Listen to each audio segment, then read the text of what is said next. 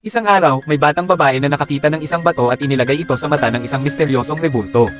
Pagkaipasok niya ng bato, biglang nabuhay ang rebulto, at isang higanting kulisap ang gumapang palabas. Sakto namang tinawag siya ng kanyang ina para umuwi.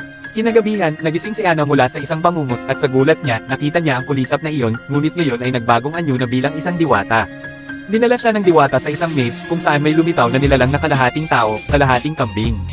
Ipinahayag ni Pan kay Ana na dati siyang prinsesa ng isang kaharian, ngunit nabura ang kanyang alaala.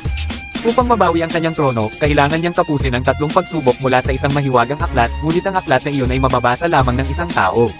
Kinabukasan, binuksan ni Ana ang aklat at unting-unting lumitaw ang mga nilalaman nito.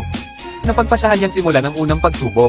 Kailangan niyang hanapin ang isang nilalang na parang pulaka sa ilalim ng isang sinaunang puno at ipasok sa tiyan nito ang isang mahiwagang bato upang makuha ang gintong susi. Pumasok si Ana sa butas ng puno at natagpuan ang nilalang na pulaka. Gamit ang kanyang katalinuhan, napilit niyang lunukan nito ang bato. Di nagtagal, nakuha niya ang gintong susi mula sa tiyan ng nilalang.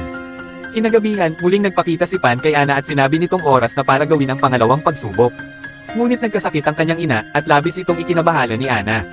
Binigyan siya ni Pan ng isang ugat na diwata at inutusan siyang ibabad ito sa gatas, pakainin ng 2 patak ng dugo araw-araw at ilagay sa ilalim ng kama ng kanyang ina upang gumaling ito. Kinabukasan, sinunod ni Ana ang mga tagubili ni Pan, at habang nakababad ang ugat na diwata sa gatas, nagsimula itong gumawa ng tunog na parang sanggol. Inilagay niya ito sa ilalim ng kama ng kanyang ina, at agad na napansin ang pagbuti ng kalagayan nito.